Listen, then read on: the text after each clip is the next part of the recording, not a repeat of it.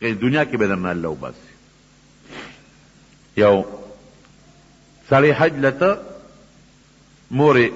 بیماره وه او معذوره وه، ورته یې بچې سخت کال مه ځه حج له بیا به لاړ شي، ځکه زما خدمت دی. پاتې شو کال له بیا دی حج لته، امور ورته وایي چې بچې سخت کال مه ځه، او چې زه مړه شم او یا جوړه شم نو بیا به حج وکړې، ځکه چې ته ما نه لاړ شې نو زه به څه کوم؟ وی ته به نه مرې نو زه به حج له نه ځم، زه خپل کار کوم. دا بعضې قمقلي دې وجې زموږ بعضې علما وایي که داسې عذر انسان ته پیښ شو خیر د حج وروسته کړي، د مور د خدمت یې څوک نشته. اویس قرني رحمه الله چې و د هغه د مور د وجې د نبي علیه السلام ملاقات ته نوتلی،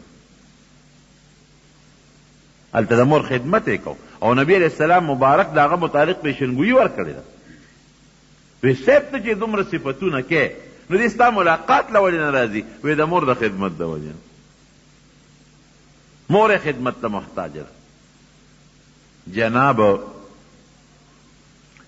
نو خیر التابعین ورته وایي، نو مور دې وایي دا وایي خپل کار کوه، ته به نه مرې او نه رغېږې نو زه به حج له نه ځم. حج له روان شو نو په خوا خو پیاده قافلې یو ځای کې یو قافله دمه شوه، دا سړی چې دا حج له روان دی دې ته کوز شو، یو جامع مسجد و هغې ته مانځله تلل، دې کې یو غل غله وکړه، چې غله سینګه وکړه دې جومات ته لاړ دا سړی، او جومات کې اودس وکړو ما په مانځه ولاړ دی چې زه به جومات ګوټ کې ودرې لمونځ وکړم، نو چې مانځه نه فارغ شو ټوله قافله به ځي روان به شي، پیاده مزل به لږ لږ مزل به یې کوو، دمې به یې کولې بیا به تلل. غل چې غله وکړه غل پسې خلکو منډې والې هغه جومات ته ننوت، ځان یې پټاو، خلک راغلل دې یک لک ته مټه ونیو، اوس دلته غله وکړه، اوس راځي جومات کې لا منځونه کوي، دې چغې ورته وایي چې د خدای خاطر وکړې ما خو غلا نه ده کړې، زه خو په دغه قافله کې را روان یم او حج له روان نه وایي لکه دوکه کې حج له د غلا په پیسو دی، دا مونږ ونه لیدس، یو مو یم داو بله مو یم داو، اوس اصل غل پاتې شو دې د مټه ونیو. بویه ته قاضي ده ګواه به پیش شو، یو ګواه مو یو صاحب مولیده، بله مو یې مولیده، بله مو یې مولیده، بلا ګوان به پیش شو، قاضي حکم وکړ لاس ته پرېږدي